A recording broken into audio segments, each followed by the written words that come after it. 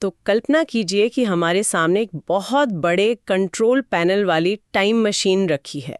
अगर हम इसके एक डायल को घुमाएं तो हम एक ऐसे भयानक दौर में पहुंच जाते हैं जहां एक रहस्यमयी बीमारी ने इतनी तबाही मचाई कि देश की आबादी बढ़ने के बजाय सिकुड़ गई। बिल्कुल।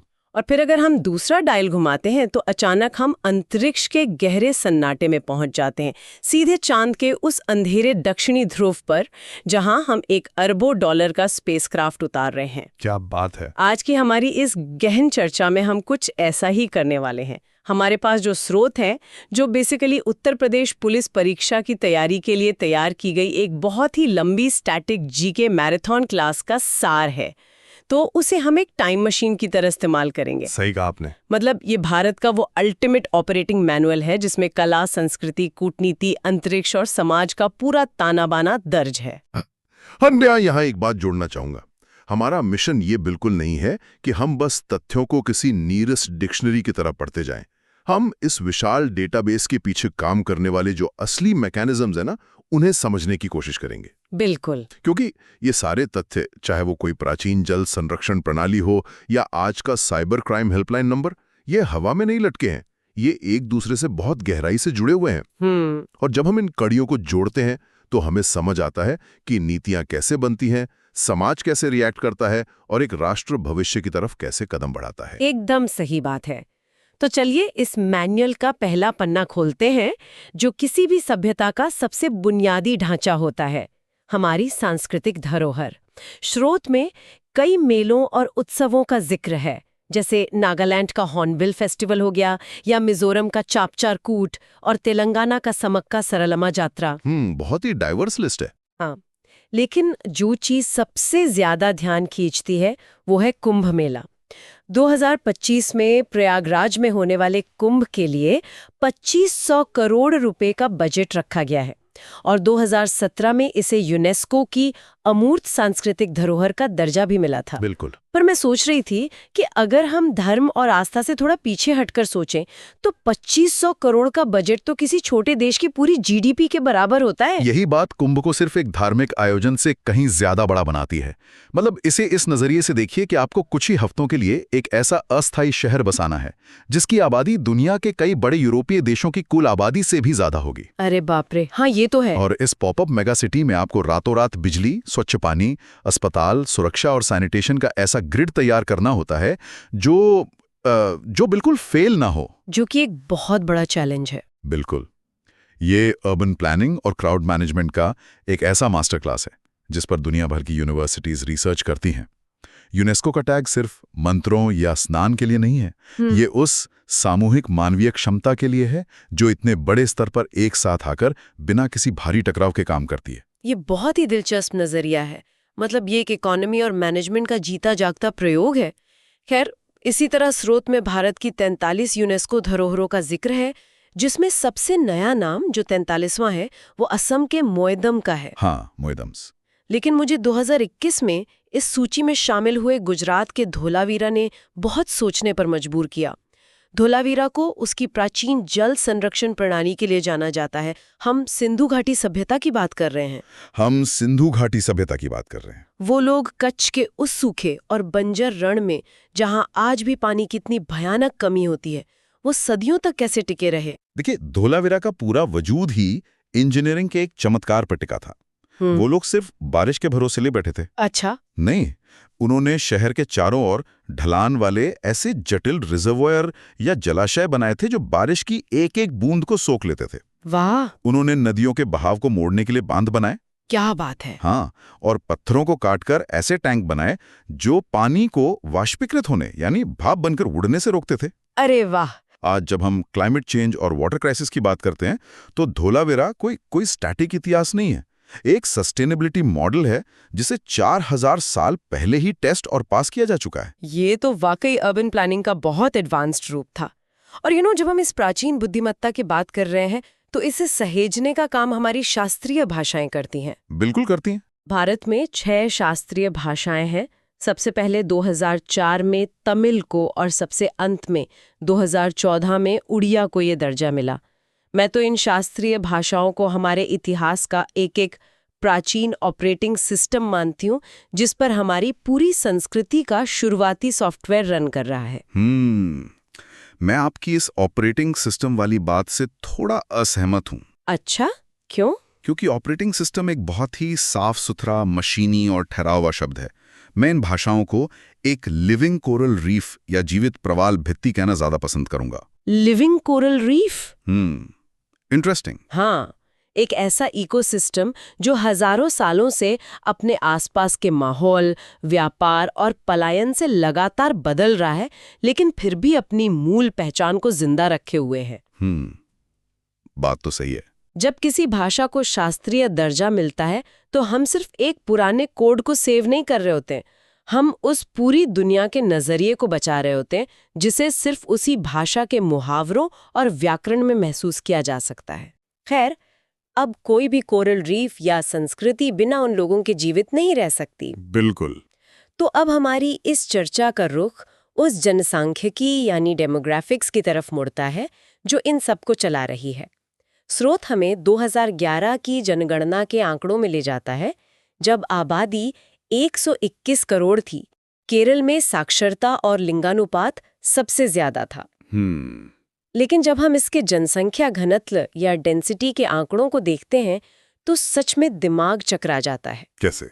मतलब, एक तरफ अरुणाचल प्रदेश है जहां 1 वर्ग किलोमीटर में सिर्फ 17 लोग रहते हैं, और दूसरी तरफ बिहार है जहां उसी 1 वर्ग किलोमीटर में 1106 लोग रह रहे हैं।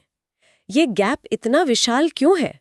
ये गैप सीधे तौर पर भूगोल और आजीविका से जुड़ा है। आप देखिए, अरुणाचल प्रदेश एक बेहद दुर्गम, पहाड़ी और घने जंगलों वाला इलाका है। हाँ, वो तो है। वहाँ बड़े पैमाने पर खेती या भारी उद्योग लगाना भौगोलिक रूप से लगभग असंभव है, इसलिए वहाँ की जमीन ज्यादा लोगों का भार नहीं सह सकती। ठीक है। दूसरी तरफ बिहार है, जो गंगा के मैदानी इलाके के ठीक बीचों बीच बसा है। दुनिया के इतिहास में हमेशा से वही जमीन सबसे घनी आबादी वाली रही है, जो सबसे ज्यादा उपजाऊ होती है, क्योंकि वो करोड़ों लोगों का पेट भर सकती है। बिल्कुल। लेकिन यही घनत्व आज बिहार के लिए एक बहुत बड़ी चुनौती बन गया है, क्योंकि खेती पर निर्भरता बहुत ज्यादा है और जमीन सीमित है। और यही नीतियां बनाने वालों का असली सिरदर्द शुरू होता होगा, क्योंकि जो आर्थिक मॉडल 17 लोगों वाले इलाके में काम करेगा, वो 1106 लोगों वाले इलाके में तो पूरी तरह फ्लॉप हो जाएगा। एकदम सही पकड़े आप। और इसी वजह से जनगणना का डेटा सिर्फ सिरगिनना नहीं है, बल्कि ये संसाधनों के बंटवारे का सबसे अहम टूल है। लेकिन इसी जनगणना के इतिहास में एक ऐसा डायल है जिसे देखकर कोई भी सिहर उठे। स्रोत इसे महान विभाजक वर्ष या ग्रेट डिवाइडिंग ईयर कहता है। 1911 से 1921 का वो दशक। हाँ, वो एक बहुत ही काला दौर था। बिल्कुल, जब भारत की जनसंख्या बढ़ने के बजाय 0.31% घट गई थी। पहली नज़र में ये सिर्फ एक छोटा सा माइनस पॉइंट लगता है, लेकिन असल में ये एक खौफनाक मानवीय त्रासदी थी। वो दशक भारतीय उपमहाद्वीप के लिए एक परफेक्ट स्टॉर्म था। मतलब एक तरफ प्रथम विश्व युद्ध चल रहा था, जिसने पूरी सप्लाई चेन को तोड़ दिया था। हाँ। उसी दौरान भयानक अकाल पड़े, जिससे लोगों की इम्यूनिटी बिल्कुल खत्म हो गई। और फिर स्पेनिश फ्लू महामारी आई। आज जब हम कोविड के दौर से गुजर चुके हैं, तो हम शायद उस खौफ को थोड़ा समझ सकते हैं। हाँ, वो तो बहुत भयानक था। आता है कि जब स्वास्थ्य व्यवस्था और खाद्य सुरक्षा चरमरा जाती हैं, तो समाज का बुनियादी ढांचा कैसे ताश के पत्तों की तरफ बिखर जाता है। इसे सोचकर ही रोंगटे खड़े हो जाते हैं। ये एक भयानक सिस्टम क्रैश था। लेकिन अगर हम आज के समय में देखें तो मुझे एक अलग तरह का डेटा क्रैश दिख रहा है। वो कैसे? देखिए, स्रोत 2011 के आंकड़ों की बात करता है। आज हम 2026 के करीब हैं और 2021 की जनगणना अभी तक नहीं हुई है। ये एक बड़ी समस्या है। तो क्या एक दशक पुराने आंकड़ों के आधार पर आज के हाई स्पीड डिजिटल युग की नीतियां बनाना किसी टाइम कैप्सूल से निकाले गए धुंधले नक्शे के सहारे गाड़ी चलाने जैसा नहीं है? मैं कहूँगा कि ये पॉलिसी मेकिंग के लिए एक बहुत ही खतरनाक स्थिति है। जब आपके पास रियल टाइम या कम से कम हाल ही का डेटा नहीं होता, तो आप अंदाजे पर काम करते हैं। बिल्कुल। सरकारें सैंपल सर्वे और प्रॉक्सी डेटा, जैसे कितने राशन कार्ड बने या कितने मोबाइल कनेक्शन हैं, इनके आधार पर काम चला रही हैं। लेकिन प्रॉक्सी डेटा कभी भी असली जनगणना की गहराई के बराबरी नहीं कर सकता। हाँ, वो डेप्थ नहीं मिलती। सोचिए, अगर आपको ये नहीं पता कि पिछले 15 सालों में कितने लोग गांवों से शहरों की तरफ पलायन कर चुके हैं, तो आप शहरों में अस्पताल और स्कूल कहाँ बनाएंगे? बिना ताज़ा डेटा के अरबों रुपए की योजनाएं अपने सही लक्ष्य से भटक सकती हैं। ये एक बहुत ही वैलिड पॉइंट है। और समाज की बदलती ज़रूरतों का एक और सबूत हमारी सुरक्षा हेल्पलाइन से भी मिलता है। स्रोत बताता है कि बच्चों के लिए 1098 और यूपी में महिलाओं के लिए 1090 जैसी हेल्पलाइंस हैं। लेकिन जो चीज़ सबसे दिलचस्प है वो है 1930, जो साइबर क्राइम के लिए है। ये साफ तौर पर दिखाता है कि हमारे खतरे अब गलियों और मोहल्लों से निकलकर हमारे फ़ोन की स्क्रीन के अंदर आ गए हैं। बिल्कुल। ये हेल्पलाइंस का विकास इस बात का सूचक है कि समाज का डिजिटलाइजेशन जितनी तेजी से हुआ है, उतनी ही तेजी से अपराध का भी इनोवेशन हुआ है। सही कहा। 1930 जैसी हेल्पलाइन का होना ये स्वीकार करना है कि आज एक नागरिक की वित्तीय और मानसिक सुरक्षा के लिए एक अदृश्य फायरवॉल उतनी ही जरूरी है जितनी कि सड़क पर खड़ी पुलिस की गाड़ी। हाँ, मतलब खतरे अब बदल चुके हैं। तो आंतरिक समाज, उसके डेटा और उसकी सुरक्षा की ये तस्वीर तो काफी साफ हो गई। अब इस टाइम मशीन को थोड़ा ग्लोबल स्तर पर सेट करते हैं। चलिए बात करते हैं वैश्विक कूटनीति और हमारे अंतरिक्ष की ऊंची उड़ानों की। भारत अब सिर्फ अपनी सीमाओं के अंदर सिमटा हुआ नहीं है। बिल्कुल नहीं। आज की दुनिया में कोई भी देश अलग थलग रहकर प्रगति कर ही नहीं सकता। स्रोत में रक्षा से जुड़े कई ऑपरेशंस और अभ्यासों का जिक्र है, जैसे जापान के साथ धर्म गार्जियन और यूएई के साथ डेजर्ट साइक्लोन। साथ ही सूडान से भारतीयों को सुरक्षित निकालने के लिए ऑपरेशन कावेरी और इजराइल से निकालने के लिए ऑपरेशन अजय। आमतौर पर लोग इन्हें सिर्फ सेना की रूटीन ट्रेनिंग या रेस्क्यू मानते हैं, लेकिन मुझे लगता है कि इसके पीछे की कहानी कुछ और ही है। आप बिल्कुल सही सोच रही हैं। अंतर्राष्ट्रीय कूटनीति में हर सैन्य अभ्यास एक तरह की स्ट्रेटेजिक मैसेजिंग या कूटनीतिक संदेश होता है। अच्छा। हाँ, जब भारत जापान के साथ अभ्यास करता है तो ये इंडो पैसिफिक क्षेत्र में समुद्री सुरक्षा और चीन के बढ़ते प्रभाव को संतुलित करने का एक साफ संदेश है। यूएई के साथ अभ्यास मध्य पूर्व में हमारे गहरे होते आर्थिक और रणनीतिक रिश्तों का सबूत है। अब समझ आ रहा है। और जहां तक रेस्क्यू ऑपरेशंस की बात है, ये दुनिया को और अपने नागरिकों को बताने का तरीका है कि भारत के पास वो लॉजिस्टिक क्षमता और राजनीतिक इच्छा शक्ति है कि वो युद्ध क्षेत्र में घुसकर अपने लोगों को सुरक्षित ला सकता है। ये सॉफ्ट पावर और हार्ड पावर का एक बहुत सधा हुआ मिश्रण है। इसी कूटनीतिक ताकत का सबसे बड़ा मंच हाल ही में देखने को मिला, जब भारत की अध्यक्षता में G20 आधिकारिक तौर पर G21 बन गया। हाँ, ये बहुत बड़ी बात थी। स्रोत के अनुसार इसमें अफ्रीकी यूनियन को शामिल कर लिया गया है। ये सिर्फ एक नंबर का बदलाव नहीं है, ये पूरी दुनिया की धुरी को थोड़ा सा मोड़ने जैसा है। ये भारत की विदेश नीति का एक बहुत बड़ा मास्टर स्ट्रोक है।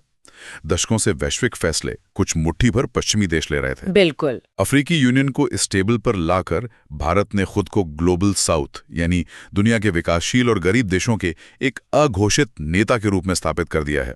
ये दुनिया को ये बताने का तरीका है कि भविष्य की अर्थव्यवस्था और नीतियां अफ्रीका और एशिया की आवाज को नजरअंदाज करके नहीं बनाई जा सकती। गजब। और अब कूटनीति की इस जमीन से सीधे अंतरिक्ष की ओर चलते, इसरो। हाँ, इसरो की तो बात ही अलग है। स्रोत में चंद्रयान 3 का जिक्र है, जिसे 14 जुलाई 2023 को लॉन्च किया गया था। इसे अंतरिक्ष तक पहुंचाने वाले रॉकेट का नाम LVM-3M4 है, जिसे प्यार से बाहुबली कहा जाता है।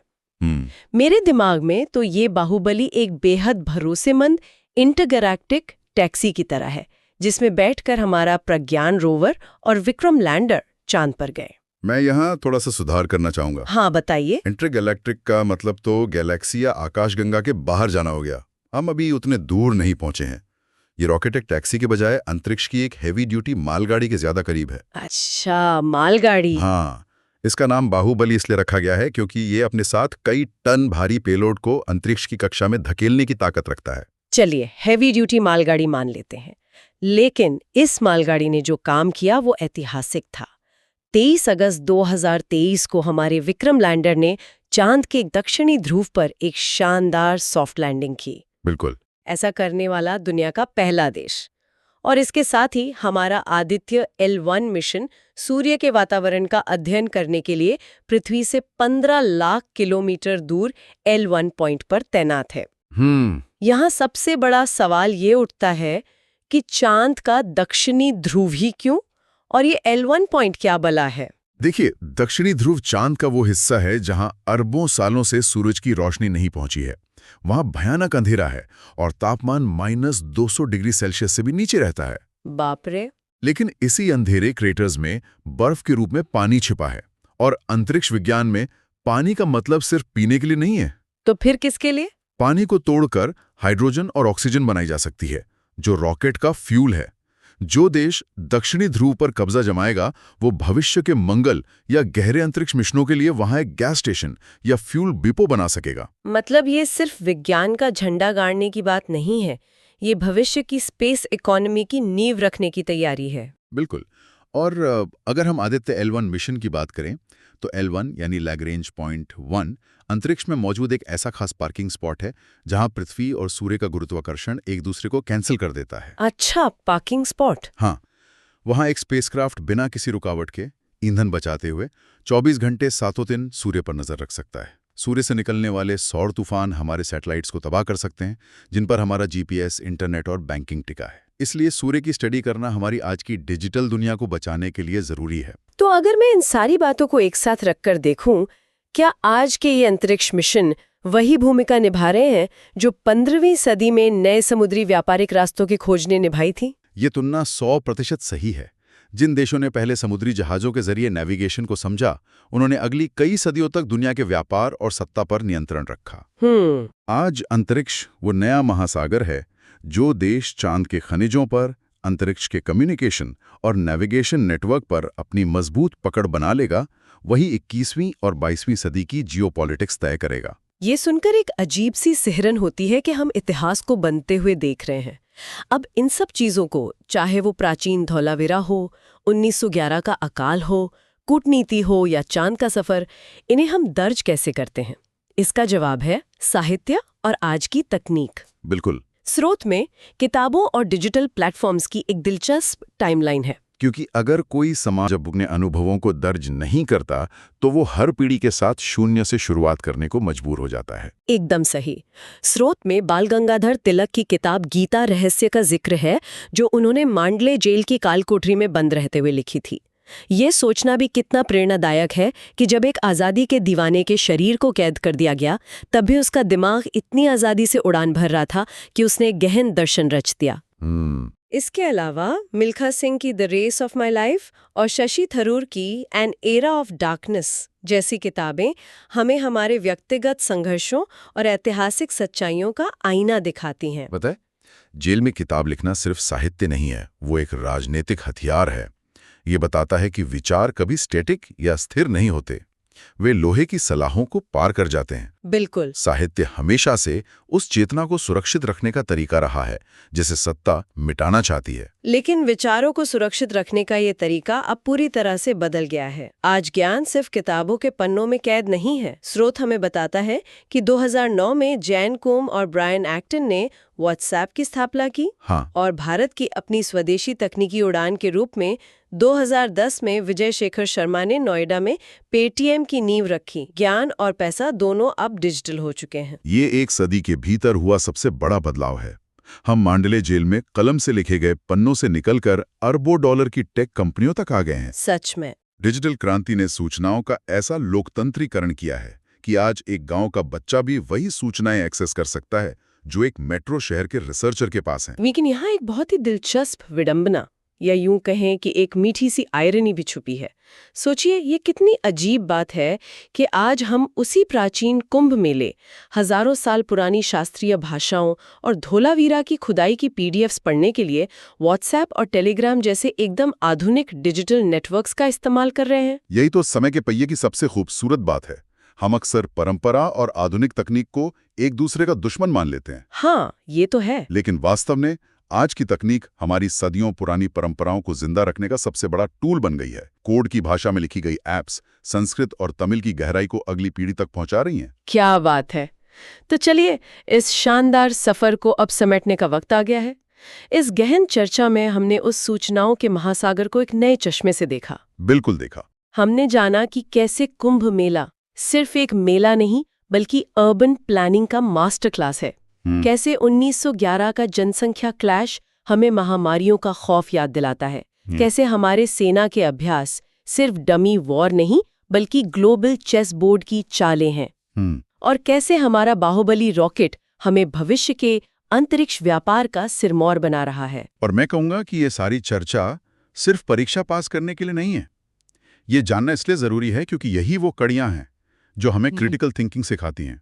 एकदम सही। जब आप ये समझ जाते हैं कि अरुणाचल का भूगोल वहाँ की राजनीति कैसे तय करता है या चांद का दक्षिणी ध्रुव दुनिया की इकोनॉमी कैसे बदल सकता है, तब आप सिर्फ न्यूज़ नहीं पढ़ते, आप न्यूज़ के पीछे का भविष्य पढ़ रहे होते हैं। बहुत ही उम्दा बात कही आपने।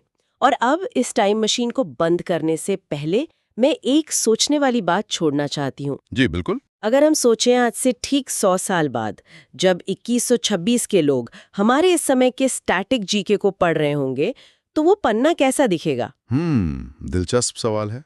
क्या हमें हमारी शानदार अंतरिक्ष विजयों, आदित्य L1 और बाहुबली रॉकेट्स के लिए एक महान वैज्ञानिक युग के रूप में याद रखेंगे, या फिर वे आश्चर्य करेंगे कि यही वो दौर था जब लोग रोजमर्रा के सोशल मीडिया ऐप्स और व्हाट्सएप फॉरवर्ड्स में अपना आधा जीवन बिता देते थे? ये सोचने वाली बात है। बिल्कुल। सोचिए कि आज का हमारा ये शोर शराबे वाला करंट अफेयर्स कल के स्थिर इतिहास के पन्नों पर कैसा छपेगा। आज के लिए बस इतना ही। सीखते रहिए और कड़ियों को जोड़ते रहिए।